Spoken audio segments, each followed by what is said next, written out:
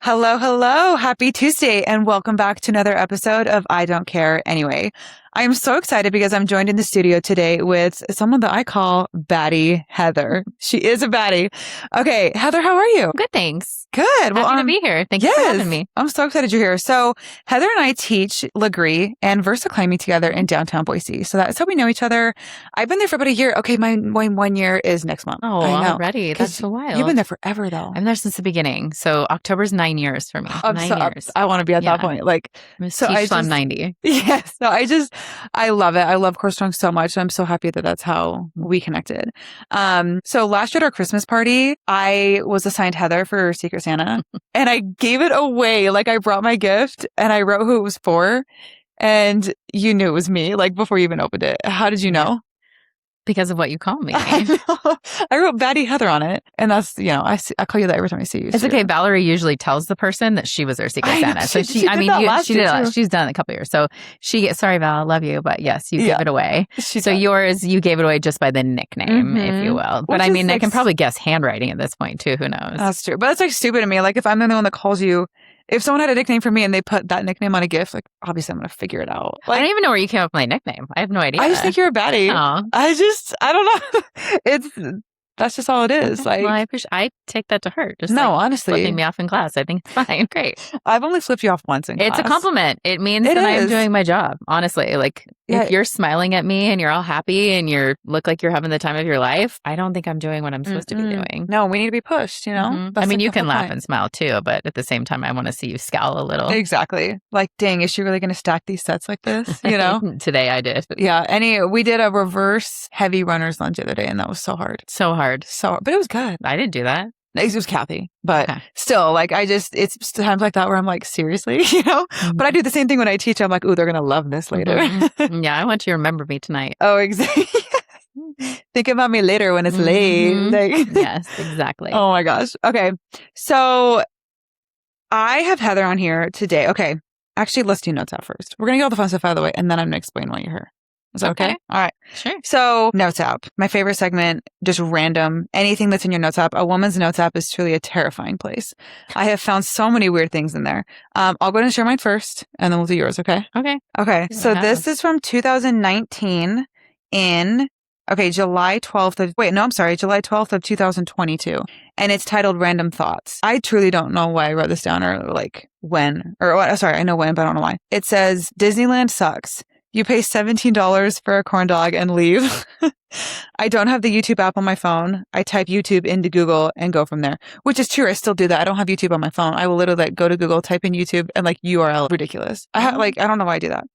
And then the last one says, things I wish I did in high school, gone to prom with someone I liked, not dressed like a 35-year-old banker, not had any boyfriends so I could hang out with Jill more. And that one's fair. Jill was on episode, 4. And I did tell her that. I was like, I wish I would have never dated in high school and just hung out with my girls the whole time. And that's a fair point. So I don't know where these random thoughts from 2022 came from, but that's my notes out for today.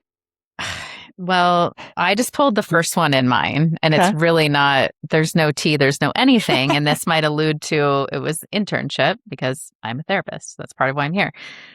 So this is 2013. This is, maybe it was after that. I don't know, but it's ironic, like for some of the things to do, like, do you feel good enough? What do you stand for?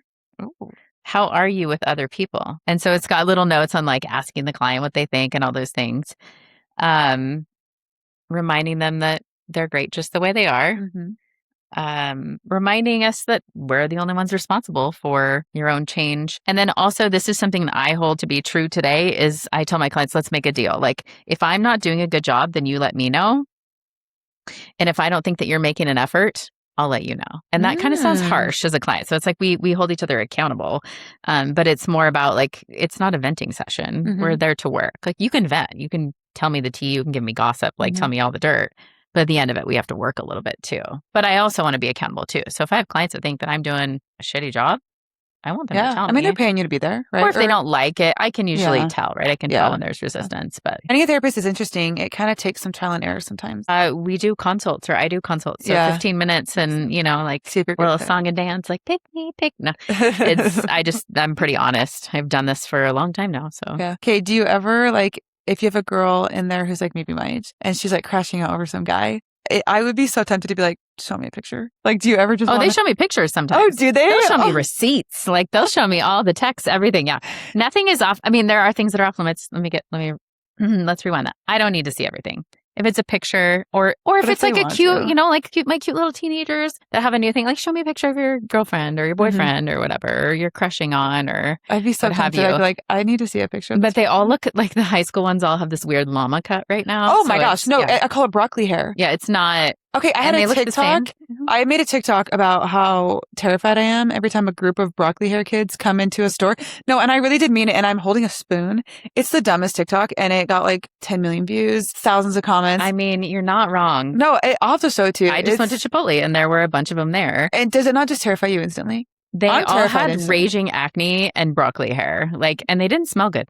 So I don't know what they were doing, but they're like 15 to 17. Smelled like Teen Spirit. I think it's all the orientation for high school right now. So they're all going in and getting their pictures because they all had their lanyards, and such an awkward time. I mean, I've worked in schools before, so I get it, but that's so funny. Yeah, people were super pressed about this TikTok. They're like, "Why are you recording minors?" And I'm like, "Okay, that's like a good point." But it was just like you could barely see them in the background. I'll have to just show it to you, but it's a funny TikTok, and I get notifications about it literally every single day. It's so stupid. The hairs are not, it's not. No, good. and the hair's crazy. It's very consistent. I'm like, what is going on? Kind of like Napoleon Dynamite. Yeah, but the sides are shaved. They are. So almost back to like mullet style from like 90s. But like super curly. Mm-hmm. They get perms. Yeah. My younger brother did that. I had perms. Like in elementary. But now all the 15-year-old boys are getting perms. I'm like, what's going on? I don't. No, it's crazy. That's so funny.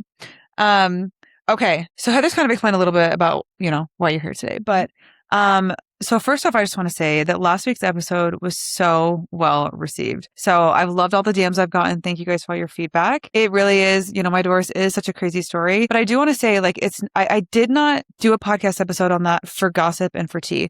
It truly was very informative. There is an entertainment value to it, absolutely. But it was also to truly help inform. And that is why today I'm following up last week's episode with this episode. So tell me a little bit about your background and your education level and what you focus on at your practice, because that is why you're here, is to follow up from the things we talked about last week to tie everything together so that I can help other people. Because this podcast is not a gossip column. I'm not just trying to, put my ex-husband on blast. I mean, that's going to happen. Yeah. But there's so many things to be learned. Mm-hmm. And that's why I said this is a warning label. Yeah. So tell me a little bit about that. Well, Karma's a bitch. So, I hate to say, like, she takes her time, but it's not, you're allowed to say whatever you like. It's your truth. You can tell it. Mm-hmm. You lived it. I'm sure there's exponentially more to all of this. Oh, yeah. No, there's things I didn't say. There's things I couldn't say. We don't need to know everything. That's totally fine. So no, I don't want to get banned off the internet. I would literally get banned off the earth. The Spotify would be like, you are never allowed to post ever again. So I had to. Might be some shock value there too. There is, but I just couldn't do it. Yeah. Plug your ears. Make sure your children aren't around. Yeah, I'd have to put a warning label on it. Yeah. So I'm a licensed professional therapist. I have been a therapist for a long time now, like 14 years. I don't know, something really long, forever. I have worked in the schools. I've worked in higher education. I've done all sorts of things. When I got divorced, I did leave my private practice because ethically, I couldn't do it at the time. It's not really recommended that if you're in a space of suffering on your own, that, you probably shouldn't be that makes sense. helping other people. So I left, and I also needed consistent income because I was very part-time. So I worked for a nonprofit and higher education, did all that. And then everybody got laid off. Devastating, right? But also a total gift. Because, wait, when did everybody get laid off? When? Yeah, like 2016, like 2016, really? 2017. Oh, yeah, it was great. It was due to the person I worked for was an absolute man-child. Oh, and okay. I thought you meant like across the country or something. You're talking about your practice. No, this was working in higher ed for a nonprofit. Oh, okay, so we had employees all throughout the country. I was based here. My friend was also my boss. Super fun. I had an assistant. It was great. We worked our asses off when we needed to. We also had like chill meetings where we, got takeout and floated in a pool. Like it was great. Oh, yeah. Layoffs happened. He just basically got rid of everybody except for whatever went to volunteer, which probably means more money in his pocket. But hey, whatever. It brought me back to private practice. So total blessing in disguise there, because I was like, what am I doing? I love this. I'm good at it. Why am I not doing it? So I've been in private practice. Prior to all the divorce, I was a school counselor for a year. In the public schools? Yeah, 7th grade. Was that tough? So hard. I can't even imagine like the stuff you'd have to hear. Girl, my year started with I graduated with one of my counselors, great guy.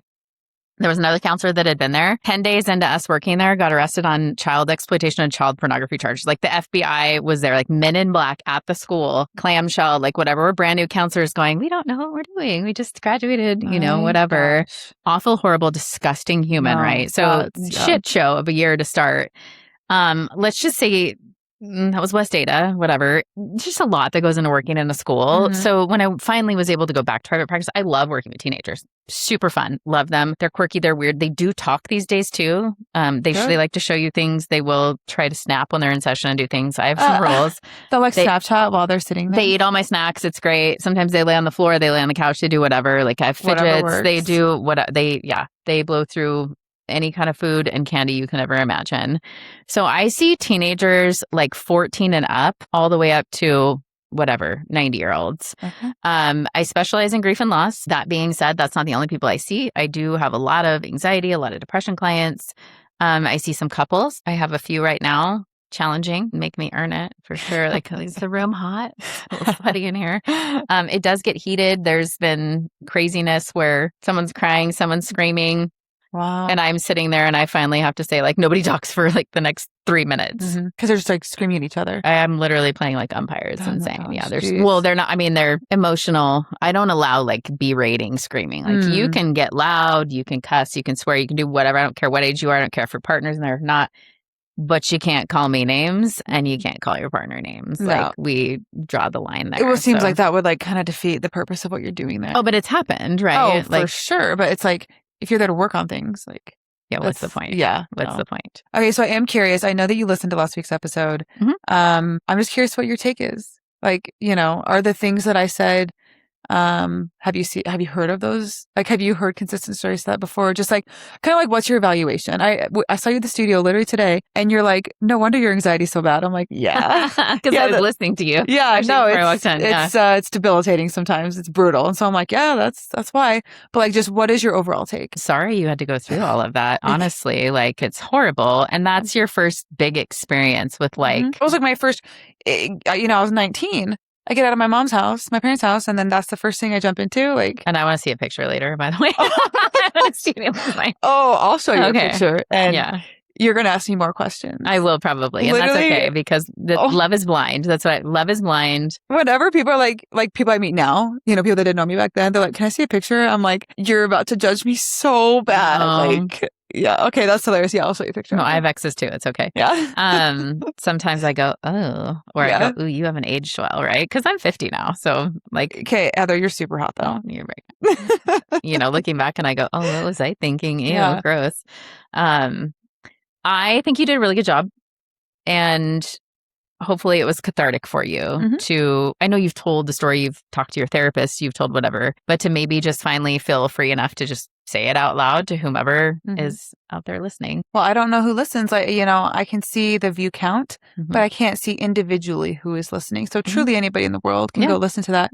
That's why I waited almost 3 years to say anything, because I was like, you truly have to process things. Like I know girls that will like talk about their divorce and like publicize it so quickly. I'm like, you haven't processed all this. All over social media. Yeah. I don't think you did that at all, honestly. No, and I think if that was your point, you probably would have done it right afterwards and quite literally been like, here's the text and all the things too. You would have shown, you would have done all the things. And that would not have been helpful, because like a lot of the messages I got were like, I learned something, and that's what I wanted. I truly, I was not trying to just, yes, there's tea, there's entertainment to it, but like I was not just trying to. So you said a key thing in there, which I tell clients frequently, especially someone dating in a relationship, whatever, is that if you're making excuses for your partner, and especially if those are becoming more frequent, there's a problem. I also have another phrase I like, and I don't think I created, I don't know, but tie-dyeing red flags. Because if we see a red flag in the beginning and you're like, well, I see it. And you're like, well, I tie-dyed it and made it all pretty. So it's not quite red anymore. Yeah. And now, you're looking around going, oh, okay, well, they're tie-dyed, but they're still red flags, right? We made them a little bit prettier, but it happens frequently. You're, dare I say, young and dumb. So was he. But you probably married a sociopath. Let's be Oh real. yeah. Oh yeah.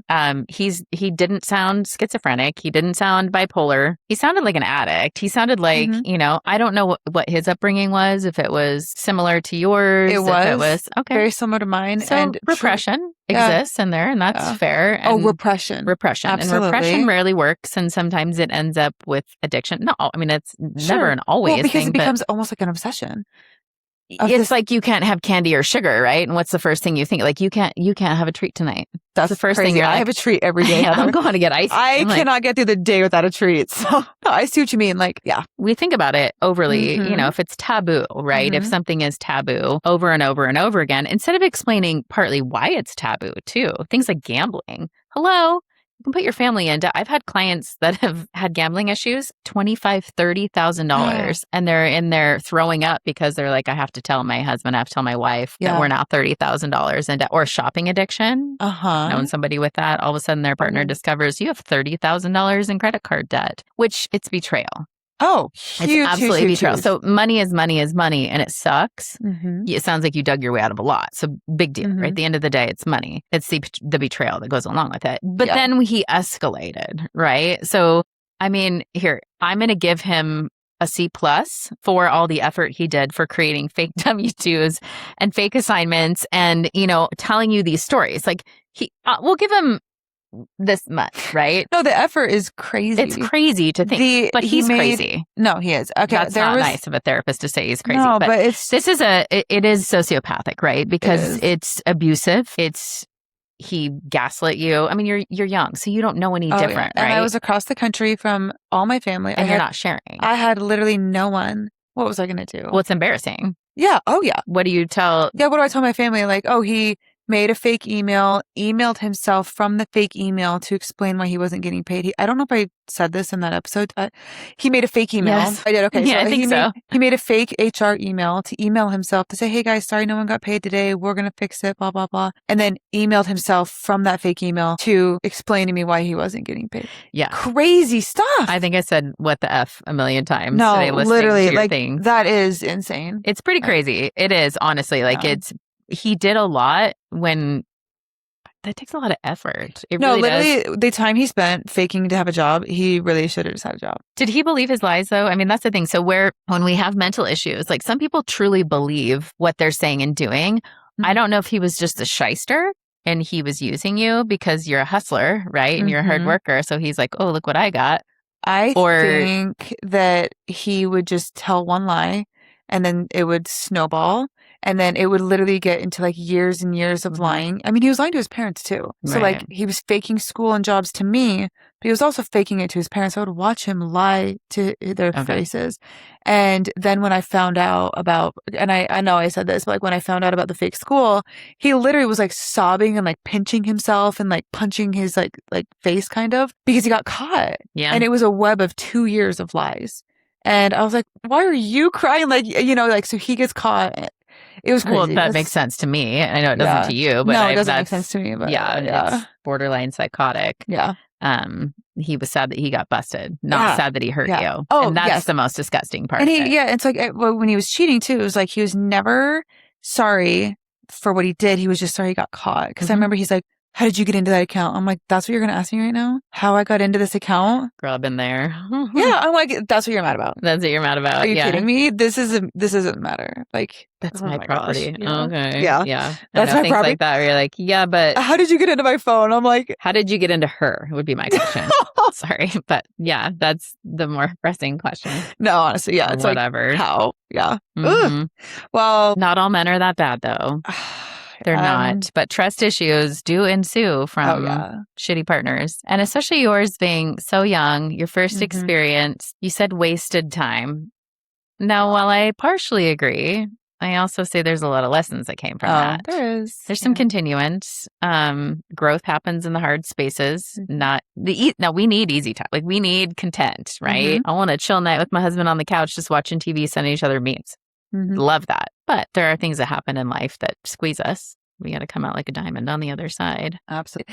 It's so hard because like I've just really like I've regretted ever even marrying him, right? Even though there was good things to come out of it, my education, my dog, my job. And so like there's good things that have technically come out of it, but I truly feel like my early 20s were stolen from me. And so that's why sometimes now I'm like, I love living on my own. I do whatever I want. You know, I'm like trying to plan like a solo trip to like a yoga retreat or something. You know, I That'd just, be great. yeah, like the things that I literally did not do. Cause like when I was in college, I went to Texas A&M and I did not go to one party. I did not do anything fun. I literally went to school, work, and home. I did not do anything else. Because if I didn't, I would fail school. The lights didn't stay on. Right. Sure. So like I quite literally did nothing fun in my 20s. I mean, we went on like trips and stuff with his family, but like the experience of what my early 20s should have been, even though I kind of hate the phrase should have, like should is so relative. So it does, I do sometimes get not like bitter, but just mad that time it feels like it was stolen from me, even though I made an active decision. So yeah, that's the hardest part is you were part of it. Yeah. And you made a choice to stay. Like that's always the thing where you go, oh, okay, well, I was this and was I an idiot or embarrassment or whatever? How do you know? Like you're literally in the thick of it. You're emotionally attached to it.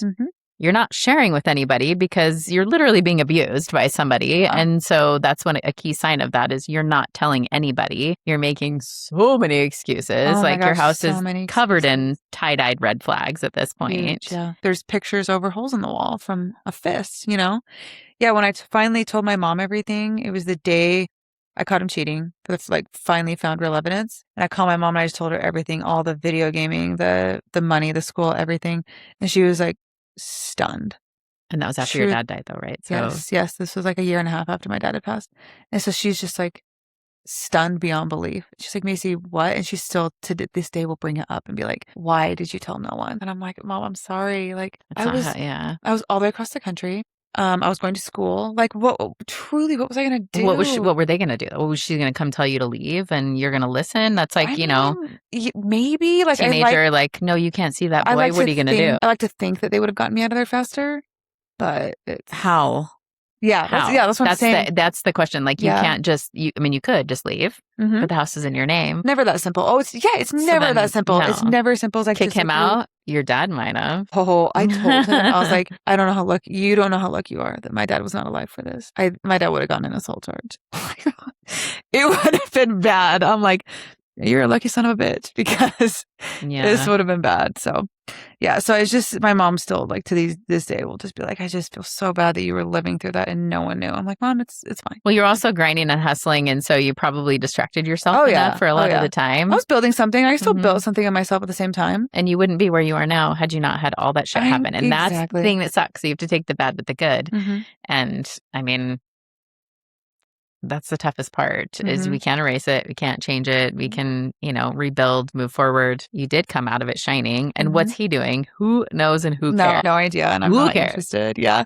But no, I mean, it's so true. And like my life has never been better. Yeah. I mean, I love my life now. So would you appreciate what you have now and this is hypothetical, because my crystal ball is in the shop next to my magic wand, right?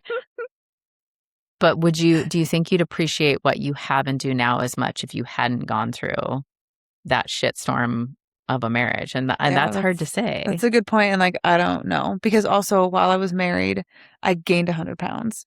And so there was physical signs that things were really bad.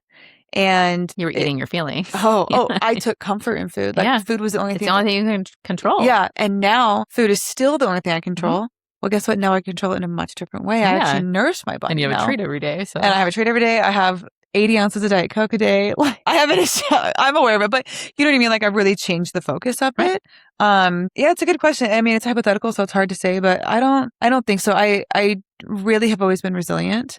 And that has been really put to the test throughout all my 20s. And so it's weird. I almost do appreciate the things I went through. Like, I would never relive it. And I look at those photos and I look at myself and I'm like, that poor girl. I literally look at myself and I just like feel bad for her. I'm like, oh, this poor girl. I can't even believe she did this. It feels like a different life. Like, well, it was. You were a totally different person. I mean, I don't think I'm the same. It's like when you talk about loving someone in seasons, right? Like the person, if you met someone in high school and then you're in your 20s or maybe later and you have kids or you go through this or you go through life and then now you're my age, like totally not the same as I was. I got married at 24 the first time. He was 29. Okay. But it feels like, I mean, you're right. Like it is a different life ago. Totally different life and exponentially different now and have grown a lot. And that's great. I wouldn't want to be Do I think I was great at 24? Probably. I mean, I came out of like working at the bar and having a good time and then, did all the things and I probably would have traveled more. I don't know. Yeah. Like, Yeah. I And it's okay to say that. don't Like, know what would change. I have two yeah. beautiful daughters, so that I can't shift or change. I Mhm. spent 17 years with my Wow. Yes. Yeah. I was with him for 7. So it's like, yeah. and I didn't have kids. So it's much different. But still, it doesn't. I mean, yours. Trust me when I say you win.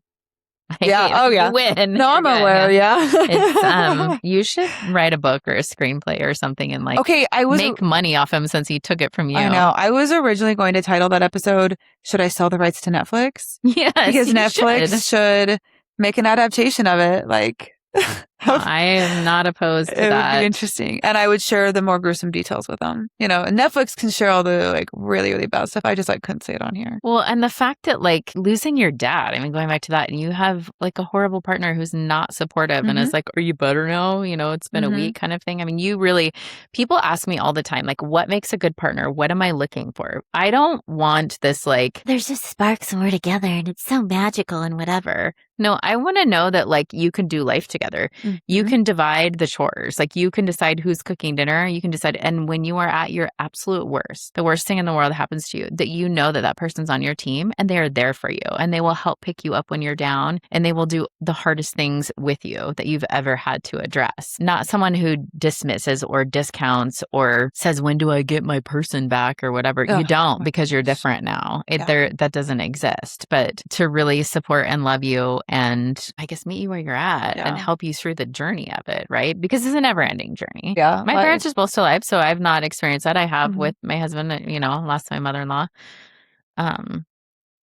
And was there the best I could for him. Hopefully I was a good partner throughout that. I'm sure you were. Did my best. Considering you're aware, like it's touchy though. It's hard, right? Yeah. Especially when you come into it later in life kind of thing. Yeah, it's interesting. I said this too, like people will tell you all the time, like, will this person be there for you when your parents die, when you have a miscarriage, when, God forbid, a child passes, like anything, truly anything, like you're guaranteed hardship in this life. You're guaranteed trials. And so it's like, you gotta be really careful who you choose to take with you on that. So it was really hard having such a bad partner at the time.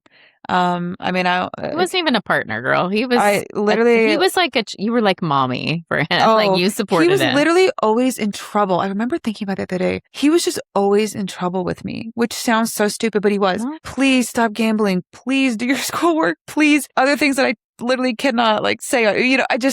I was always begging him to like just look alive. So it's like you've experienced parenting a teenager already. Yeah, it was disgusting. It was awful. So a bad teenager. That's like not a good teenager. Yeah, not doing that again. That's for sure. But no, that does not sound awesome at all. He sounds terrible. Yeah. I'm like laughing, but like it truly was like so awful. Well, if you can't laugh about it, I mean, it'll drag you down. Oh yeah, you have to have a little humor. No, my therapist, he's great. I can't. I remember you telling me like you can't be my therapist because like there's a conflict of interest because we're friends. But my ethical code prevents it. Yes, your ethical code.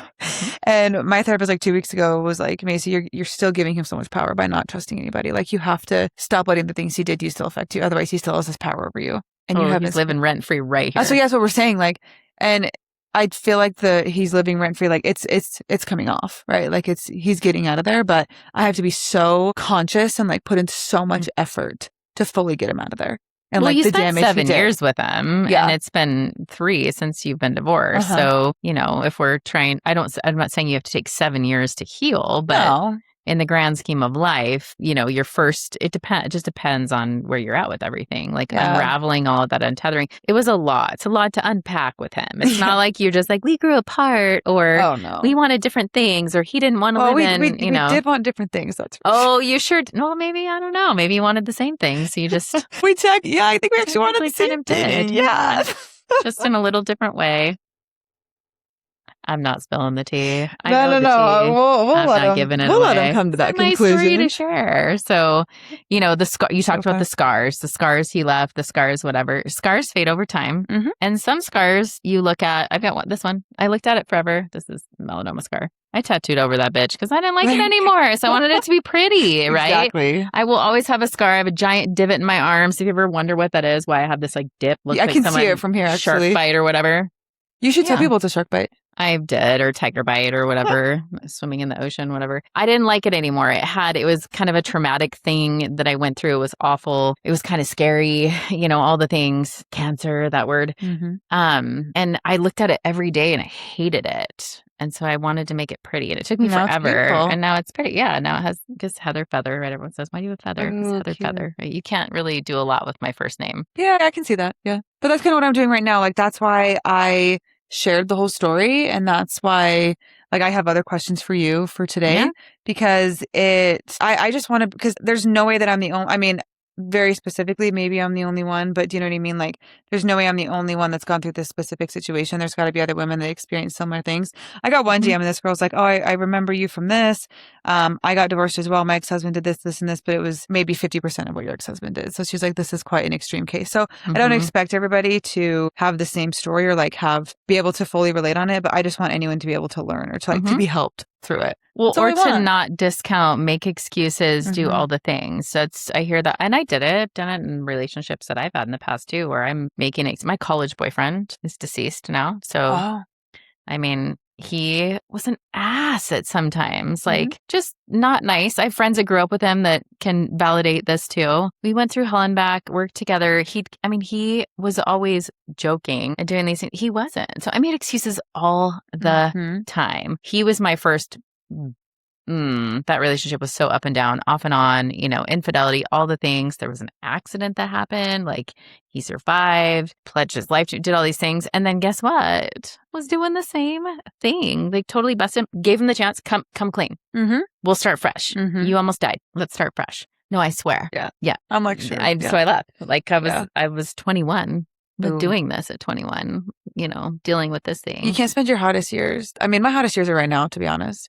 My hottest years were not my early 20s. Thankfully, I didn't waste my hottest years on him. But you know what I mean? It's like when you're 21, generally those are your hottest years. I can't waste my hottest years on a guy that sucks. No, I know. I worked in a bar. I had like choices. You're like, Apparently trust me, not. I have options. Yeah, I made some poor choices back then. Let's just say, made some poor choices. Well, we all have, but it's all just about learning. So you know what I mean? They're funny stories later in life. That's if you what can I'm laugh saying. about it now. I mean, I can laugh about this. I mean, kind of, for the most part, I can laugh about it. So it's like, and other messages I got, I'm like, yeah, I had to play the cards I was dealt. I had to accept the decisions I made and go from there. Like, that's just, I mean, I feel like I'm learning that every single day. Is like, just accept the mistakes you've made. And trust your intuition. Mm-hmm. Because it was screaming at you. It was for a long time. But I just felt like there was no way out. So I truly just ignored it all the time. There's always a way out. The problem is no one explains or tells you how. So people will say, it's going to be okay. And there's a way out. No, I need you. That's the forest. I need you to show me the trees, right? Tell me the way. The way out was hard. Could it have happened sooner? Maybe. I don't know. I mean, what would your career look like now? I know. No, it's so fair. And like, I truly waited around until he did something so atrocious that I couldn't stay because I could have left much earlier on. And instead I waited till it was like, but that's just kind of how I am. Like I work hard and I was going to wait till I knew there was truly nothing left. If there's 1%, I couldn't leave. I was like, that's what I'm saying. 1%. Like, if there's 1% of this lasting, I'm going to stay through it. And then when he lied again, I was like, okay, like about the second affair, or I'm sure that was like the 12th. It was just the second one that I caught. That's when I was like, you're like, I don't need to know. No, I literally, that's why I couldn't. I know enough. Yeah. Okay. So speaking of those, so the questions I have for today that I want to dive into, I have strangely, I mean, I guess it's a bit explainable, but I feel like I have become a bit obsessed with trying to never get cheated on again because it was so traumatizing the first time and never getting lied to again. So it affects me. Like if I'm trying to date or get to know someone, I will literally start to super analyze them and try to catch them in any lie. And it's weird of me, but I mean, I think it's just me being really cautious. And then I remember asking you in September of last year. So we had known each other for like 2 months. And I was seeing someone at the time and I was like, Heather, okay, you're a therapist. Like, how do I notice that someone is dishonest and notice if someone's going to cheat on me? Like I was literally asking you how I can predict someone that will do the same things to me.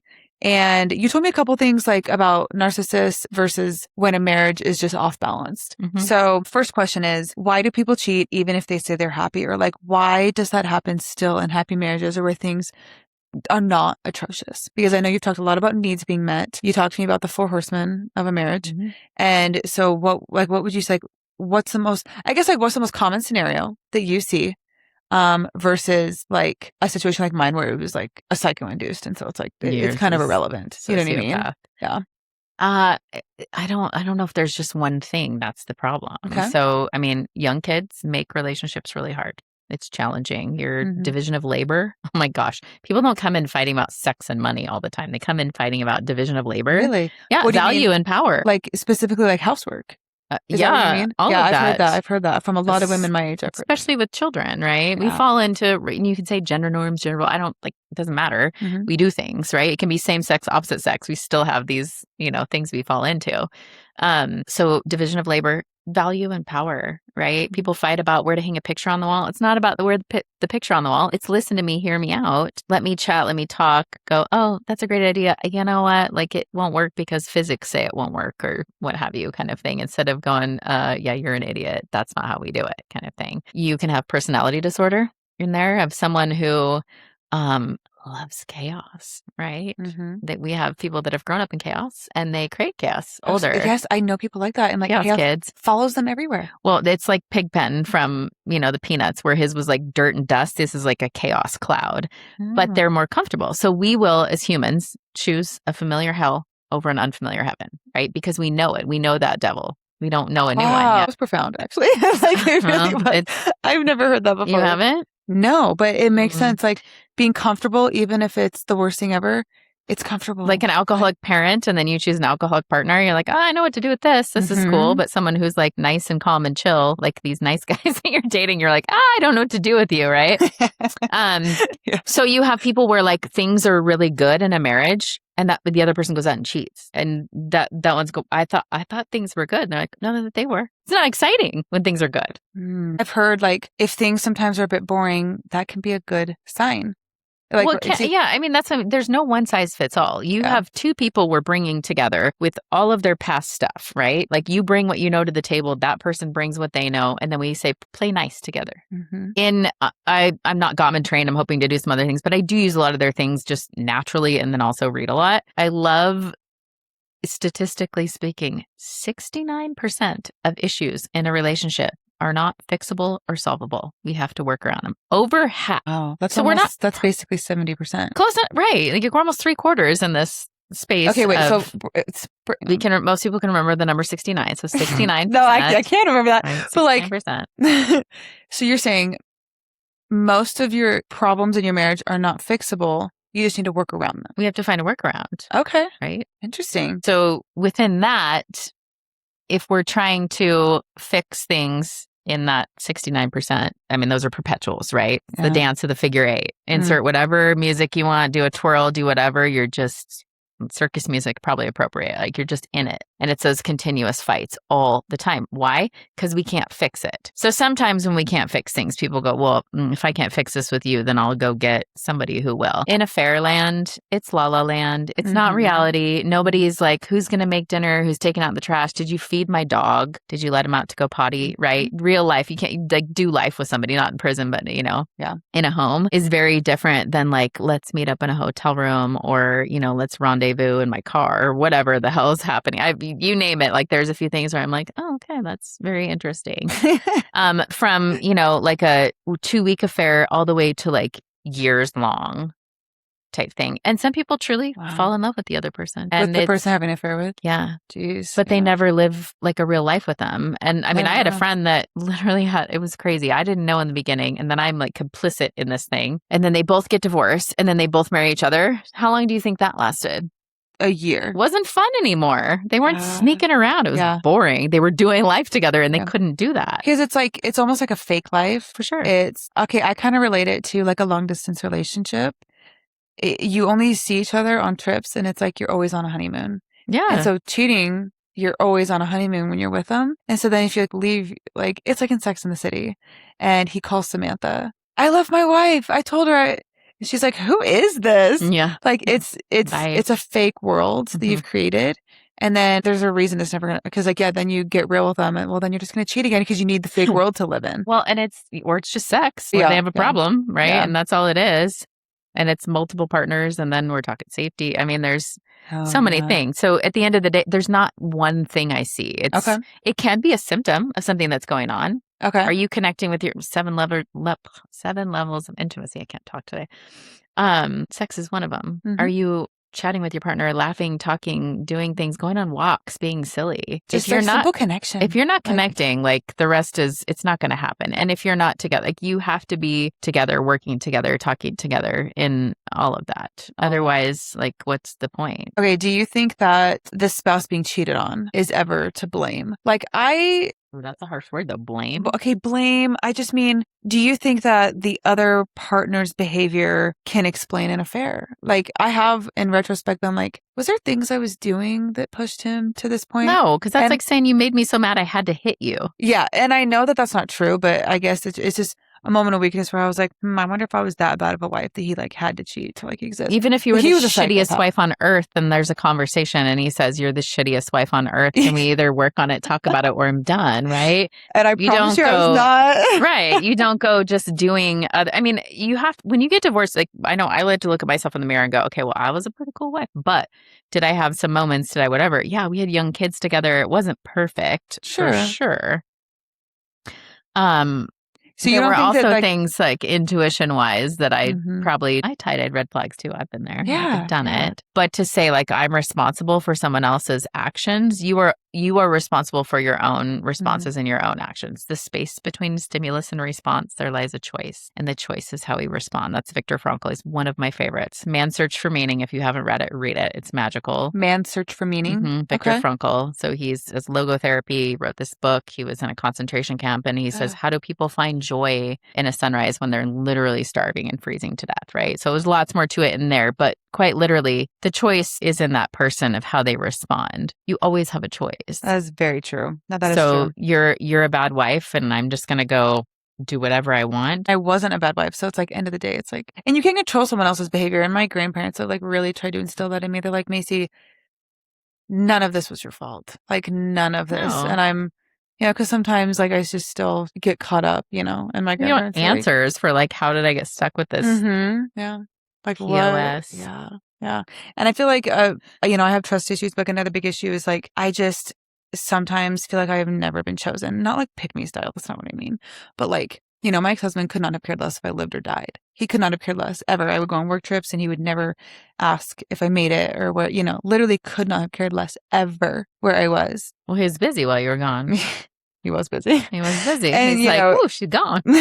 Thank goodness. He's like, yay, she left. And so, I just feel like I've never had someone, there's no one in the world right now, at least, that would say right now, my number one priority is Macy. And that's okay. Scully is my first priority, to be honest. And then it's myself. Like my little dog. You should be your first priority. Yeah. And then, because if you're not taking care of you, then it'll bleed. Then, you can't be a good partner, right? Yeah, like, that's so, true. I have clients that say, well, she's doing this and putting her needs first and going to the gym, whatever. And I'm like, good. Like, you got to take care of you. What did they tell you when you fly? You fly a lot. They don't even say, please put on your own oxygen mask before helping others, That is right? true. Because you're That no is true. good. So there's a difference between self-focus, self-care, and selfish. Mm-hmm. Your Oh, yeah, ex-husband's huge difference. selfish. 100%. Okay. Do you think that relationships can fully recover after an affair? Yes, Okay. but not all. For sure. There are some. It's a long road. Yeah. Esther Perel is a phenomenal therapist too. She does a lot with infidelity and talks about it. It also depends on, was it just infidelity? Or do we have other addictions? What's happening, the length of it, the attachment. I've had people that work together.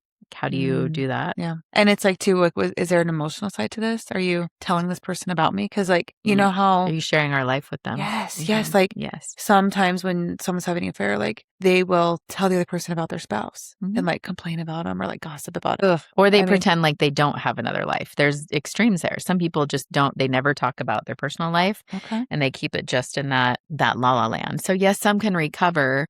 It takes a lot of I hate the word work in a relationship because it's a negative connotation, right? I like to work. I like to hustle. I don't think it's I do negative, too. Yeah. but a lot of people do. So it takes a lot of energy, effort. I was going to say maybe just like nurturing. effort. Yeah. Well, because trust takes a long time to build and it's broken in a second. Oh, 100%. In a second. So communication and understanding have to be in place. We have to figure out what the needs are. Like I don't suggest you're checking your partner's phone every 5 seconds because that's just saying I still don't trust you. But how do we rebuild trust? What do we do? We're humans and we're idiots, right? So we make effort for a while and then we backslide. That's natural. But are they making a continuous effort to try to repair the relationship? Because if the person, especially the one who's in the doghouse, right? The one who is the bad dog, if they're not making the effort and or if they're making it to be your fault. Yeah. Okay. So do you believe in the phrase, once a cheater, always a cheater? No. Okay. Do you believe like in change someone can? Yeah, I do too. I do. I don't think that's, some people, yes, if they have personality disorder, no, for some sure. people like it literally is like a huge flaw within them and it is a true thing. But I don't think it applies. But then they get old and like do things work. There's a lot of things that go along with that where you go, if that's who you are and what you expect to do. But I see like the are we dating the same guy thing? I see guys on there where I'm like, ooh, like that's what you're choosing. Yeah. This guy's got 6 fiancés and he's dating a girl and I'm like, why are you guys scraping the bottom of the barrel? Yeah, 6 fiancés and like 3 DUIs. And has no job and is like 60 two and face tats. I'm like, come on. Just 2? 3 face tats and no money. And a giant record. Like, you guys know how to use iCourt? Hello. If you don't, DM me. I will teach you. Look up their record. I'm not saying we have to go fully stalking, but like if you think someone has a criminal record and you don't know what it is, a simple Google search can usually pull something up. Like you got a name in a city, you can figure something out. Especially in Idaho, iCourt, the repository, it's magical. You can find out a lot of different things. I'm in there because I've been divorced, right? And I also have an auto accident. And I think I had a, minor in consumption is probably on there too when I was like 16 and got a drinking ticket in high school. Ooh. I know, scandalous. Party Heather. I was not an angel. Oh my gosh. I wasn't terrible. I usually got caught because of other people though. Blame them. Well, not that I wasn't doing things. I just didn't get, I'm smarter than that. Oh, yeah. That makes sense. Sly. Just kidding. Buddy. Okay. Do you think, which one do you think is worse? Emotional affairs? Okay, I guess this is damaging. Are emotional affairs or physical affairs more damaging from what you've seen? There's no clear answer on that too. I think probably emotional, to be fair. Okay. Because think about it this way. I only have so much energy to give throughout the day. And instead of giving it to my partner, I'm now splitting it or focusing. And people think they're sly. They're not going to, no one's going to notice I was acting the same. Hell no. It's totally different. You can usually tell there's distraction, there's phone habits, there's all sorts of things that go along with that. And you're sharing your day-to-day with another person. And you're the stuff that you said your ex, like, I'm so glad you're here and you're such a great, whatever he's writing to this 19-year-old hooker. Yeah. I was going to say something like, can I say snatch? That's not bad. Snatched? Yeah, snatch. Not snatched, snatch. You've never heard that? No, what does that mean? Snatch, like bitch, kind of. Oh, okay. Yeah. Snatch tastic. I say hoe, but I feel like hoe I use as endearment. So I can't be. You were called that by the studio. Yes! Oh my gosh, you guys, this homeless guy outside of our studio called me a cracker ass hoe. I was walking in the studio and he called me a cracker ass hoe. And you know what? I was like, okay. All right. But I would have been like, I'm not the one on the corner. So no, straight up, I was not. I was on that corner for 2 seconds because I was walking in the studio, but like, I don't live on this corner like you do. So, and then you texted me later that day. You're like, don't forget to channel cracker ass hoe, channel that energy. And you know what? I really appreciated that because I did channel that energy that day. I remember that day. Yeah. You helped with that. That's so funny. Whatever. Okay, no, the splitting of energy makes so much sense. And it's funny, like I will have random flashbacks all the time of stuff from my marriage. Because I could not have told the whole story. It would have been a 4-hour podcast. Like no one would probably be longer than that. Yeah, like nobody was going to be able to get to the Lifetime show series. It was like a bad Lifetime movie. Like it just would have gone on and on. But I do remember I was here in Idaho and he would never come with me when I would travel up here because he just would, either we would say we couldn't afford it or he couldn't get work off, whatever. So I would come up here by myself sometimes once a summer. It was nothing crazy. And I'd be here for like a long weekend, right? Yeah. I'm not like, I don't. That's it? Yeah, that's what I'm saying. Texas is not close. No, yeah. But that's just what I would do. You know, I felt guilty. I didn't want to leave my husband all the time. Like, I just didn't feel good about that. And I saw a transaction on the bank account that I didn't recognize. And I was like, what is this? And I had to like literally beat it out of him. Okay, not literally. I did not beat him.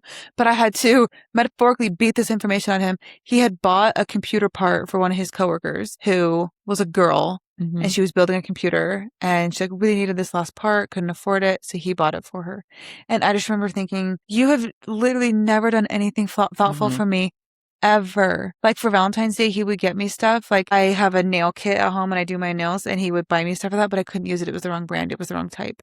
So like he couldn't even get me at the right stuff most of the time, or he would get me food that I didn't even like. No effort. Right. No effort. But then this girl at work that he's known for like 3 months, he gets her a very, very, very thoughtful gift. And so to me, it was like, you're seriously putting in the effort to think about her that way to get her this gift. And you cannot do that for me. So yeah, the splitting of effort makes huge sense. Well, and somebody's giving them, you know, they'll claim, oh, you didn't give me the attention I needed, or you didn't whatever. Like, okay, you could like dance naked in front of him and he'd still go, I don't know, that wasn't enough. Like, I needed some more kind of thing. I mean, this guy, I don't even know the depths of what he is. Who knows what he's doing now? Like, yeah, I don't know. Is he to the, what's the movie where the guy like pretends to be a doctor and steals an airplane? Like, you know, he's that kind of guy. Is it Catch Me If You Can? Yes, he's kind of like that. But I mean, not to that extreme, but pretty bad, right? Pretending to go to school, creating a No, the fake I was like, I don't even know you can do that. The fake W-2s really get people. Like, I'm like, if you guys can just get to the part where I talk about fake W-2s, like, trust me, this is worth your time. Isn't that the title of your... Yeah, it's the title is He Made Fake W-2s. The fake W-2s get people. I bet it's crazy. It's crazy. The fake assignments, too. Like, did you make fake syllabi, too? Like, no, but he would come home and talk about classwork and what the semester would look like and the teachers and the students and his classmates. I remember he was... what job was this? He was pretending to be a bus driver for Texas A&M because they had a busing system. It's a really big school, so they had to kind of help all the students. That was what his job at the time was, but he would leave every day and do God knows what. Good thing you were in a big area, because can you imagine being here and he's trying to pull this off? Like all the lies and stuff, trying to, like, you could easily drive down to Boise State. You could easily drive to his job. Like nothing's that far here. Yeah. Or you probably could have caught him a little easier. No, I mean, I did catch him a couple times. Like, I remember one time I was headed to work and I had to call and I was late to work because I had to drive by his work because I didn't believe he went to work that day. This is when we lived in Round Rock and he actually did have a job. And there were so many times where I would like drive by, like do a drive by. And I'd see his car there. And I'm like, okay, yeah, I guess he is at work. Or one time I called his work and I was like, hey, can I speak to so-and-so? And they're like, yeah, sure, 1 second.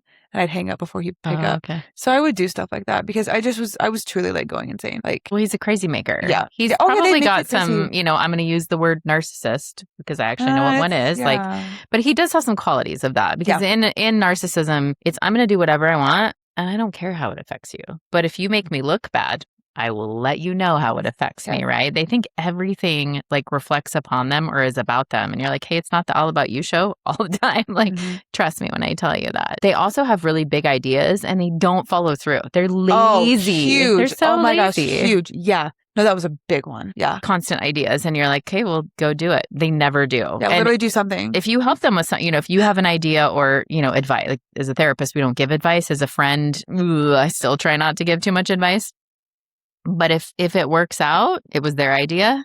If it doesn't work out, it was definitely your idea. Ooh. So it's, you know, like and there's punishments and there's gaslighting and there's, you know, all the things you've just named. So he could just literally be an overt narcissist and with some probably other mixed personalities. I'm not allowed to diagnose him, you know, because I don't know him. But no, I mean, 10 weeks later, they didn't diagnose him. So, well, 7 years of that, like he played the long game for sure. Also, I was afraid of him. By the time I left him, I was terrified. I was like, I have no idea what more. Well, and he's aggressive. Yeah. I don't know what more. And like, he never like hit me or anything, but he like put holes in the wall. He intimidated you. He would drive. I remember I had just gotten my car and we were driving on the service road, which is like 60 miles an hour. And he was like white knuckling the steering wheel and going like 90, weaving in and out of traffic. I was terrified. I would just sit there like frozen because I was so scared. And it was because I had brought something up and like. Oh, so he was punishing you. Yes. He was. Yeah. It was always your fault, I'm sure. Yeah. He probably told you that for a long time, which is why now you're asking, is this somebody's fault if someone goes and cheats? No, I didn't push you into him, her, whatever. Like, that's not how it works. You made a choice. He told me, he's like, I just feel like you're never going to be able to get over anything. He would tell me that, like, when he finally did get a job. And, I wasn't fully healed from him taking advantage of me for 2.5 years. And he's like, I just like, you're never going to get over this. Like, you're never going to get over how our marriage started and blah, blah, blah. And I was like, yeah, sorry, but how am I supposed to get over that? It was 2.5 years. You never apologized. I caught you every time. Like, do you know what the best apology is? Like fixing the behavior. Change behavior. Yes. And that never happened. So words are empty at this point. It means nothing. Like he was talking. I'm like, there's no way this means anything. No. Actions speak louder. I mean, all these things that are said, all these phrases come from a place. Love is blind. Look, right? It truly is. Rose-colored glasses. It does. Ooh, rose-colored glasses is a big one. For sure. Yeah. We're trying to make it prettier. There's a great video if you've never seen it. That's this couple fighting and she puts on the glasses and everything is perfect. She takes it off and he's screaming at her and he's throwing things. And so she's like, nope. She puts them right back on kind of thing. Is it like a short film or something? Yeah, it's meant for mental health. I'll see if I can find it. Okay. But it's just kind of like, because people go, what does that mean? I don't understand. Oh, people don't know what rose-colored glasses means? Well, or the extreme of it, right? Especially if you're in like an abusive relationship. Yeah. And abuse takes many forms, by the way. Oh, so many.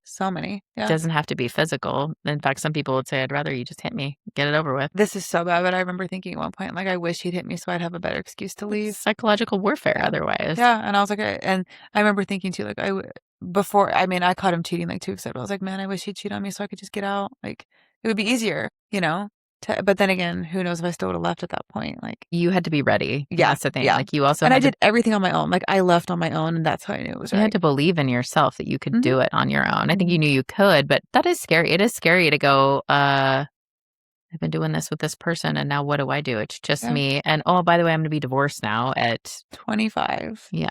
25, across the country, no family. And so it was it was like, it definitely aided in me staying for so long. Because I was like, where am I going to go? And then right after I got divorced, I bought a house and stayed there for 6 months with no one. It was awful. And then I ran home and I should have just come home initially from the beginning. But I just I had something to prove. I was so embarrassed. Whatever. Yeah. Which is stupid. Like, what am I embarrassed for? I didn't make those decisions. Well, that's the funny thing is when people cheat, we go, what's wrong with me? Why did they cheat on me? And I'm like, no, what's wrong with you? What's wrong with them? Yeah. Why do we, and especially as females, I hate to say it, sorry, ladies, but we are the worst. Like, what's wrong with me? What did I do? Did I say something wrong? Why didn't you text me back or whatever? Like, instead of going, well, no, just follow some social norms and be human and have a conversation. I have to say it like a 5-year-old. Sorry. No, you're good. Well, and I'll tell girls like that all the time. Like, if they're like, well, I caught him talking to other girls, I'm like, yeah, that's a him thing. That's not on you. And it's funny, like, whenever I tell people that, because I'm like, you see, come on, take your own advice. But you didn't know any better at the time. No, I'm saying, I'll say that now. And like now, if I caught a guy talking to other girls and I was dating him, it would take 2 seconds for me to be like, bye. I will never. Now my threshold is so, what is it, low, high? I don't really know, but like, I'll break up with a guy for anything these days. You are not giving them chances. I will be. I was a little sassy when I got divorced. I was like, I will, if you do this, this, this, and this, like whatever, I will warn you.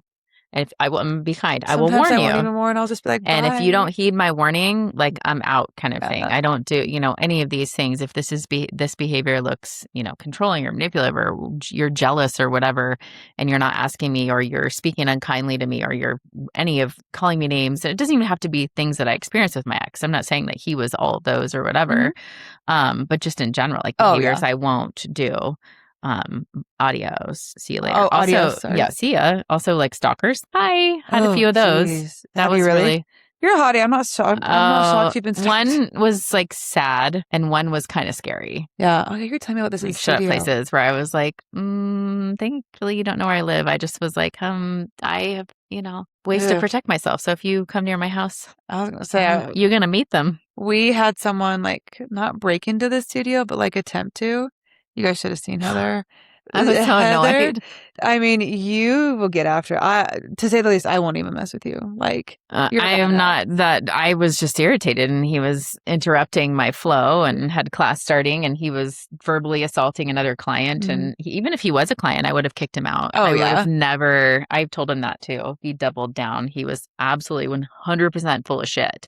And when I told him he then verbally assaulted me, which then I followed him out and was like, said some choice words, recorded him totally acted like a complete but to prove my point, the officer was laughing when I gave him the footage too. But he was laughing. He was. He's probably like, thank you. I don't want him to come back. Like, it's just silliness. No, yeah. But at 9 years of being down there, and it's evolved. Boise's grown, obviously, and you know all the things they've done lately is just terrible. It's hot right now. It's smoky here, right? Because thank you, Oregon, California, and Washington, we have all the smoke here. It's been terrible. So people are crabby. They're grumpy, right? They're struggling with things. So, but that guy, he was just straight up ass. That was not cool. And then he came after me, and I was like, no. I think I dialed 911 and said, "Do you want 3 hots and a cot, or do you want to leave?" And he was like, "Hey, bye." Yeah, and he could tell. I was like, "Look, I'm at business. Heather's not the one. Like, I'm at business. She is not the one to be playing with right now. Like, I would never." I also had like 2 clients on the phone with 911. There's, it's not like I'm by myself going, "Let's fight this guy," or anything. But I did have a new taser that was charging. I didn't have it with me, and I would have been like, "Is it pink? Do you have a pink taser?" No. Is it black? It's black, but it hangs on my keychain, and it has like a light too, so I can just shine the light in your eyes and go. Oh, that'll get you. I mean, that's enough to like noisy. make someone aware that you know. Yeah, like thumbs up. I don't have to get that close to you for you to feel it. So. Oh, okay. No, that's good. I know with the green belt and stuff. I mean, I get it. Right. Okay, so I was still living in Texas when I was separated, and I started seeing a therapist during my separation, and then I remember it was September to November. I was seeing her, and then I just got really busy, and so she knew everything. I told her everything because I started going to her in September. So sorry, you said that, but like, yeah, I started the second we got separated. Told her everything. We were trying to work through things. She's so funny. And I get you guys aren't supposed to do this, but she never told me like, "Girl, you gotta leave," right? Yeah. She never told me that. Anyway, then I stopped. I didn't see her for 2 months because I was just busy with the holidays with work. And then I scheduled another appointment for like January 6th or something. And I sit down and she's like, "Well, how you been?" And I go, "I filed for divorce 3 days ago." And she goes, "Thank God." Right? It was so funny. I was like, it's hard. Okay. We can't tell you to stay because it's not my place. Like, and people come to me all the time. "Help me make this decision." Well, it's not my choice. I don't live your life. I don't follow, we joke about the trainer in your house slapping the cookie out of your hand. That's like the therapist walking around go, "Don't say it like that. Let's rewind. Can you go take that back? Like, let's do a soft you have startup to learn for yourself. You have to learn like. Well, I don't go home. I'm not living your life. I'm not making that decision for you. I also only know what I'm told in a session, by the way. So true. So imagine your ex going to a therapist. Oh. What do you can't think? even imagine. You're the ogre in that story, for sure. I'm always like, I can be the ogre, like whatever. I know the truth, but I would love to see that session, actually. I mean, at some point, it's kind of, we call bullshit too, where I was going to say, I feel like you'd be able to call it. We do kind of pick, if I start to pick holes in things, those people tend to not come back because they're in there. Or I have people like, "I'm going to go to our therapist is going to whatever and tell you you're bad," like especially as couples. No, I'm not. That's you want to come tattletale to me, and then I go, "Oh, you're the bad dog and you're this." Oh, no, that's not how it works. I like what you were telling me right before we started this. Like you said, your clients will text you and like try to get you on their side before you even. Well, they want to tell. I'm like, we're not having a sidebar conversation. Yeah, this also isn't a court of law. Yeah. It's not.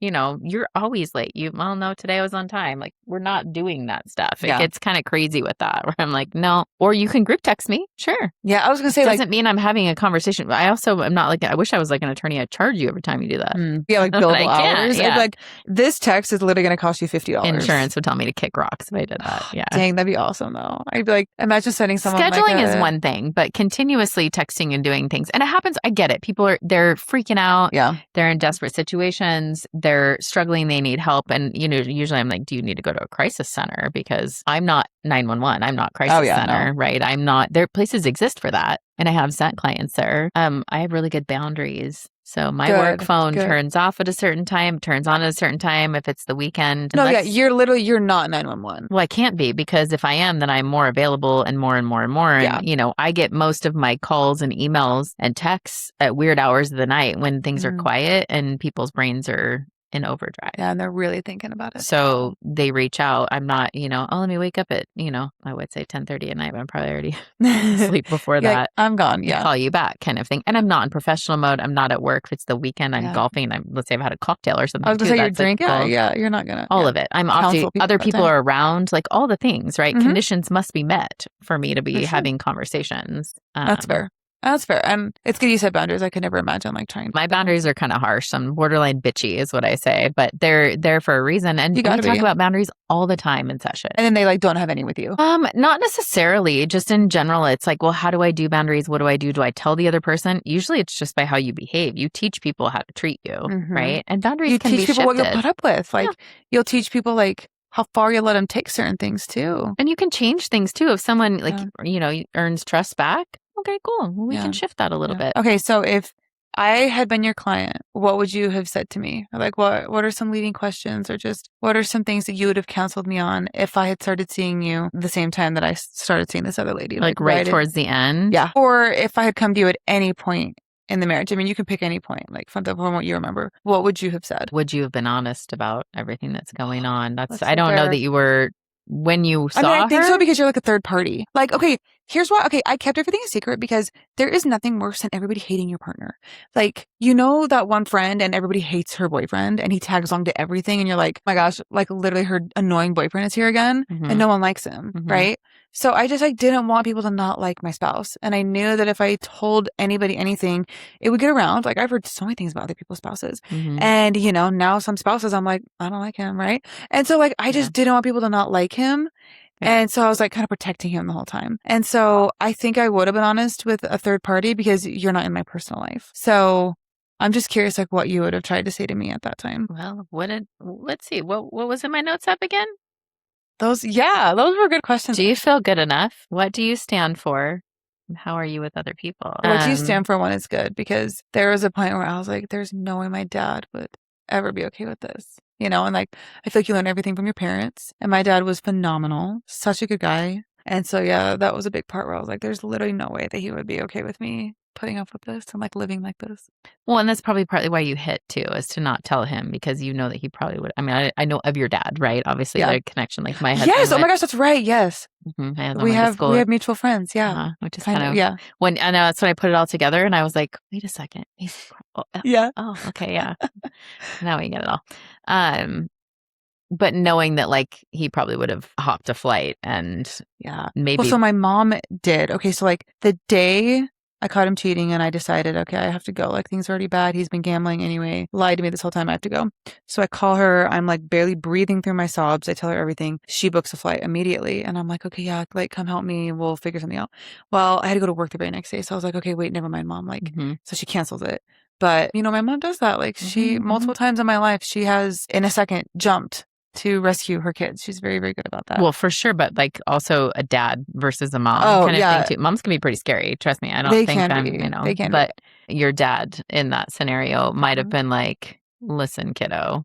It's funny because I like to think, so my dad unfortunately passed away before all of these hard things in my life happened. Like my dad passed away and then I was getting divorced and then my work tragedy happened. Like he passed away before all the shit hit the fan basically, which sucks. Because I've just thought about like, I feel like if he was around, I wouldn't have stayed as long. And I don't know if that's true. It's a huge would have situation, but I like to think that I would have left sooner if he had been around. Maybe you would have shared at some point and he would have dragged you out of there kicking and screaming and said, I know this isn't good for you. It's a bad situation. But that's the thing. You're an adult at that point too. So how do you tell an adult child that this is? Yeah. I was like 23, 24. I mean, owned a house. Like, I mean, realistically, what was he going to do? And then we have to investigate and not just, like you want to believe your kid, but you also go, okay, well, what's going on here? Are you just being a jealous wife or, and I don't want to minimize that because if you're being a jealous wife, probably a reason you're being a jealous wife. Let's be real. No, I get it. Yeah. But again, my crystal ball is in the shop right next to my magic wand. So I can't fix it. I can't, speak to what would have happened. And we do ask hypotheticals sometimes, right? It's a good way to visualize like who you are and what you're going to stand for, like, so a hypothetical is not a bad thing, but yeah, like my big hypothetical is like how different things would be if he had passed after all this other stuff. And it's like a weird fun game I play with myself. I'm like daydreaming. I'm like, that would have been so cool if he was around for this. Like, I don't know. It's a weird game I play, but well, you've been through a lot at your age. I know like a lot. Yeah. So I think you're all stocked up for a while. I hope so. I should. I made a bargain with God, so he promised. Nothing really, really bad for a while. I mean, who knows?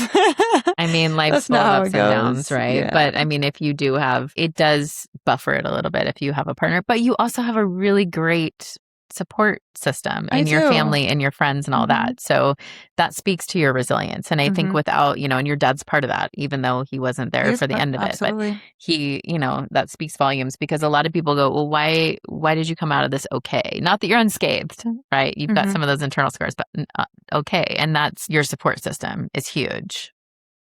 That's it. Yeah. A lot of people that don't have that, they don't do very well. They don't have a lot of resilience. They don't know what that is. Yeah. They don't understand it. Like family that'll just book a ticket, no questions asked. I just feel like I was just talking about this with someone last night, and I was telling him, I feel like, or wait, who was I? Maybe I was telling this to my mom. Oh my gosh, I don't know if I was telling this to, but I feel like your mistakes really do not define you. I think that the way you react to them and the way you come out of them define you so much more. Everybody's going to make huge mistakes and do things they regret, whatever, or like be put in situations you don't want to be put in.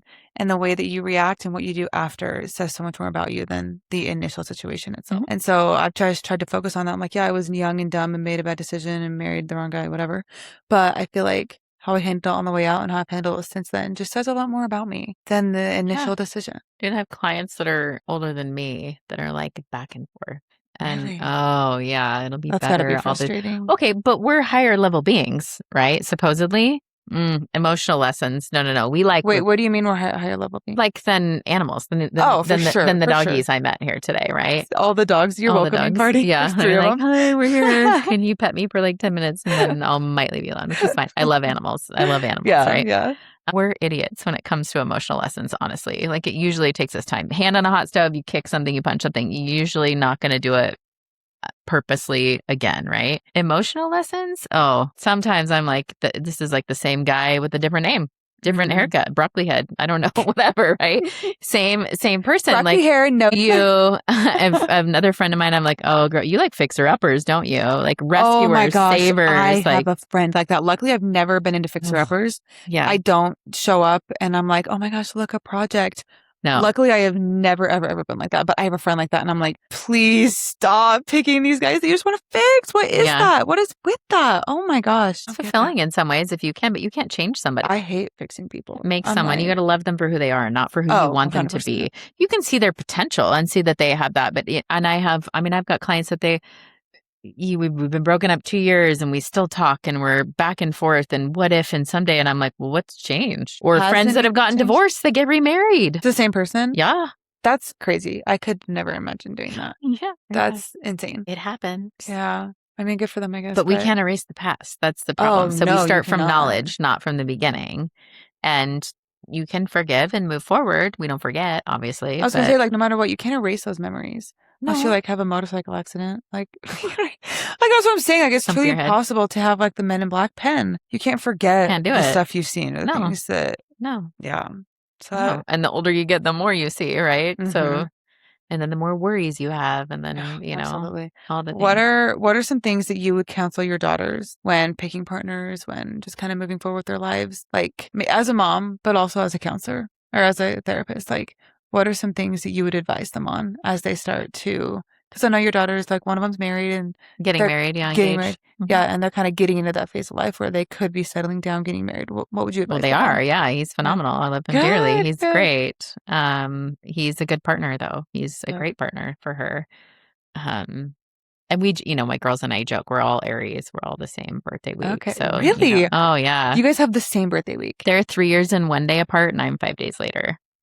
23rd. That sounds so fun, actually. Yeah. Well, 3 Aries women in a house, and I'm born a redhead in my other girls. Are you? So I don't know. I just feel like as you get older, like celebrating your birthdays together, you could just take a trip every year. It's fun now. And now, the little will be 21. And so we go to Nashville to see Auntie for that one. That's going to be fun. Yes. And she's turning 21. That's going to be crazy. Probably mini bachelorette. So, I mean, I feel like, I don't know that I've had to give them advice, but to hopefully lead by example and be very open and honest with them. I don't want to overshare about their dad or anything, obviously, with them because it'd be gross. Like, it's not like they want to know all the details. Yeah. But knowing kind of like when things don't work out and the whys and different personalities and that's okay. And that, never ever allowing someone to devalue you or hit you, hurt you, of course, like the things. I've talked to them about, it is hard to bring things up or to admit or to be open to not hide things. I can tell them till I'm blue in the face. And if someone's going through that, they're not going to listen. To find someone that, I don't know, like it's not like you complete me kind of thing, but sort of, right? Someone that you feel like you can like visualize life with, that you can have fun with, that you can travel with, that you can laugh with, that you can go through hardship with. You said that at the beginning. Like, I don't necessarily believe in the whole like spark thing. I like sparks are, it could be there, and that's fine, but it ebbs and flows. Yeah. And to act like that's the only thing that matters. No. Crazy. No. There's so many logistics involved. And yeah, like the initial spark is great. Well, show me a tangible though. Like, yes, and it should be a choice. Like you have to choose to trust someone. Initially you take that leap of faith, you choose, and then you have to like choose every single thing after that. Well, chemistry and compatibility, like they're not always equal. Sometimes you have one, sometimes you have the other. Sometimes you're like, oh, we have both, and sometimes you're like, ooh, we're lacking in both of those kind of thing. If you could pick one word that is the most important characteristic that someone could have when it comes to being a partner to someone else, what word would you use? Oh, I don't know if I could pick one. I'm ADHD. Maybe three, because my therapist gave me one that I've been focusing on. Okay. And I can start with that one, or if you want to come up with yours. Yeah. Okay. He told me, he did tell me like, you're really, really, really picky. And I was like, well, duh, homie, like obviously. And then he's like, but one word that I think you're not focusing on is humility. Can someone admit when they're wrong? Can someone admit when they made a mistake? Well, integrity goes with that too. Yeah. That's one of my top words. Can they say, oh, you didn't like the way I said that to you? Okay, sorry. Let's fix it.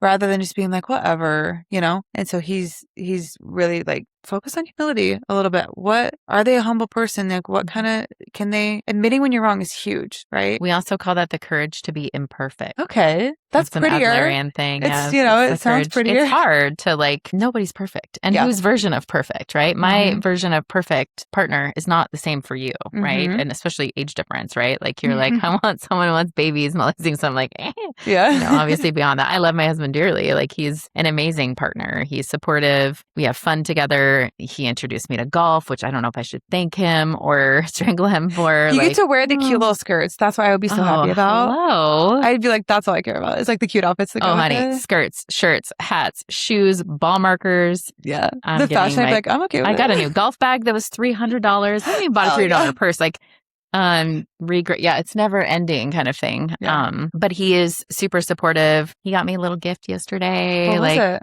Unless you don't want to say it. It's just it's Vox socks. It's just like these socks that I've heard of those. They're for golf, right? They're for all sorts of things, for balance and whatever too. So he's been to a class. Tonight is a couples class, and I tried to get him to go, and he's like, no, I'm good. Oh, that's right. But I also already took class today, so I don't need to take it. And it was full. But I was a workout, charcuterie, wine, like you really can't go wrong. And like watching all the men suffer through. I know, watching men do look great. It's awesome. If it was a climb class, like he's done both. He's done it all. I mean, I've obviously been there for 9 years. So, well, I'm sure he's like very health focused. I know you guys are very like. He's probably in the sauna right now, honestly. Yeah, like I know you guys are very wellness focused. So it makes definitely sense, with both. We do kind of complement each other with what we do. Yeah. How important do you think that full compatibility is? Like, do you feel like, compatibility is a big word. It can mean like 100 different things. Oh, I don't want a twin. Yeah. Okay, that's kind of what I think. Like, I kind of like a quieter guy.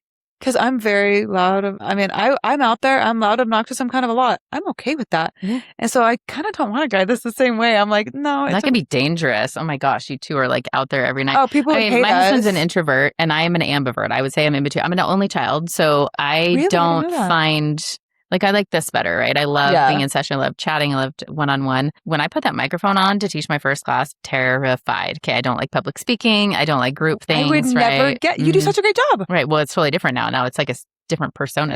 You literally... Like my alter ego. Yes, I love an alter ego. Sassy. When I had all those tattoos on the other night, I was like, wait, why do I look kind of good with them? I put a throat tat on. I saw that. I would literally never get like right in between my boobs. Like it was crazy of me. And a couple people were like, a throat tat would be terrible. Mine were just like little stick-ons. And I was like, I kind of like this like little alter ego. But when we teach, like the second the mic comes on, my voice changes. Oh yeah, it's persona, for sure. Yeah. It's so compatibility, like you don't think that it's like the end all be all? Because I personally, I think there's more important things. Than he brings me down, and I can bring him out and do things too. Like sometimes I'm like, hey, let's go. Where normally he'd say no, and then sometimes he's like, hey, girl, like you need to take it. And it's nice being introduced to new things, new ways of thinking, for sure, new activities, whatever. Knowing that like it doesn't have to be. I'm quite content doing really boring things and going to bed at a good time, and waking up and the dog and I make a cup of coffee and we go outside and we watch the squirrels do their thing. It's really freaking Aw. exciting, right? And she goes crazy and does her thing, and that's like our morning ritual, right? And he comes down and takes his vitamins and gives me a kiss and goes to work, kind of thing. And of course, we're in the same office, so I see him later. But That's so funny. Like, see you later at work. we're on opposite sides, though. Like, Yeah. we don't cross paths, so to speak. But Do you work at the Eagle one or the Boise one? Boise, Oh, okay. Boise, yeah. Not the So one by I'm Pig Latin. no, there's no. This is like 2 buildings combined. So I just have one. I just lease a little office over there. Oh, that's so nice. Yeah, That's so perfect for you super guys. nice. I was downtown forever and it was fun, Yeah, but downtown's kind of a fun. pain with parking and everything. It So is. I don't know, compatibility. Yes, you can't be. And we've talked about this too. Like I think if kids or no kids, Oh, yeah. religion, politics, stuff like that. I mean, some things, obviously, if you're so far apart, that's probably not going to work. Yeah. Like if I want to live on a sailboat for the rest of my life and you get seasick, Do you get really seasick? So probably not. I'm not living on a boat anytime Did soon. my ex-husband had like motion sickness and got seasick and wanted to live on a boat for a while. And I was like, no. You'll be skinny as hell, dude. I'd be like, different, be green every day. Yeah, you'd be green. You don't need Ozempic. Like, you'll be skinny as hell. I was like, I don't want to live on a sailboat every day either. Like, do you know what the ocean water would do to my hair? And your skin, you'd be tan, but what It'd be cost? leathered, right? Yeah, that's what I'm saying. I don't need No, more and that's wrinkles. fact. Yeah, like if your goal is, and like I've kind of had this conversation with a couple guys too. Like their goal is to like have a ton of land and all this stuff, and I'm just kind of like, I couldn't care less about having that. Like I just don't. Well, if you've grown up, you're like, I've been there, done that. Yeah, like it's not like I'm against having it. It's just like it's not my number one goal. Well, priorities, and they can change Yeah. too. It shifts, Yeah. just like I want to live in a big city and whatever. And then you have kids and you're like, oh, it's not safe here. I don't want to do this. I actually Absolutely do will want to change. go live on land and grow some carrots or, whatever. Okay, so Dave Ramsey, Mhm. I'm sure you know who that is. I love Dave Ramsey and his show and all of his people. He says that the 4 things in a relationship to be successful that you have to agree on is religion, politics, money, and in-laws. In-laws. Yeah, like how to like handle the in-laws. Okay. Like, do they visit? Do we visit them? Do they stay here? Do we get them a hotel? Do like, just like things like that. Cause I'm sure in-laws cause a lot of fights, like kind of dealing with It them. can, and it depends on kind of, how the family starts and if there's issues or they're not liked or whatever too. So Okay, that's fair. also extended I'm an only child, so Yeah. I mean, would you add anything to that list, or would you take one of them away? I don't know about the in-laws. That's a very interesting know, thing. I it's- think just about I just think he hears about it a lot, and so he like thinks that probably how much your family is involved in your I life guess or what your he decisions. means, yeah, I guess more of what he means is like how involved are the families. I do in hear this immediate sometimes family. that, this person's mom is like, or dad or whatever, is really involved in their relationship and knows way too much Yeah, for of their intimate details. And I'm like, well, no, that's probably not super appropriate. So yeah. probably just goes back to boundaries, to be fair. Yeah, well, you just set them. Like, if you, are not used to very overbearing parents and you marry somebody with super overbearing parents and their parents are involved in your detail, you're going to be like, what the hell is going on? Like, this is annoying to me. So that's fair. Yeah, so maybe that's a better way to phrase it. But I'll be fair, I do hear that of like, well, you were raised like this and you were raised like this, going back to those 69% of issues that we can't because of how you're brought up. Like, to one person, like having a cluttered house is fine and comfortable and normal. And the other person has like, gives me anxiety. I literally can't love handle throwing things away. Like throwing things away is my favorite thing to do. Yeah, I'm not that person. And then they marry each other. No, I'm the person that's like, I'm not a hoarder, but I do have, things that are either sentimental. I'm going to use, we just moved. I purged. I so much got rid fun. of probably like at least 6 contractor size bags of clothing Oh my God. and shoes. Why didn't you ask me? I bet you have cute clothes.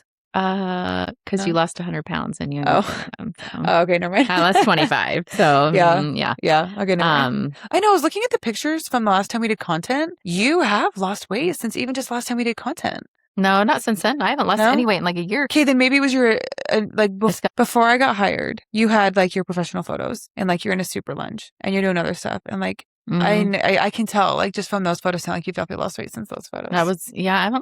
Honestly, I haven't lost any. I lost like 20, 25. I took when we got the VersaClimber. Literally a game changer for me. When did we get the VersaClimber? About 2. Okay, then the 2 years ago. And the photos I'm thinking of are just older photos. Almost 3. When did we get those? It's been a while. I don't know. But that's when it started, like hormones in check and the climber came in. I never had calf muscles or like arm muscles until the climber. Legree's magical. It does, wonders. But I think that change and different kinds of training that we all need too, because it's HIIT training, right? So at the end of the day, it does both. But yeah, I did, like, mine was nowhere near what yours was. So I'm sure that was a long. Well, I was in high school. I was like 160 pounds. Okay. And then by the time I got married, I was about 200. And then my highest was 260. So I had been like kind of the shape and the size I am now my whole life. And then my life just got really, really bad. And then I just like put the 100 pounds on and then lost it. So it was truly like a 3-year stint. So it's not like I had been big my whole life. Some people are like, oh, were you big as a kid? I'm like, no. It was like just at that time of my life. Yeah, mine, I mean, pregnancies, I'm not very tall, so that was rough. I was, the depths of my divorce, 96 pounds.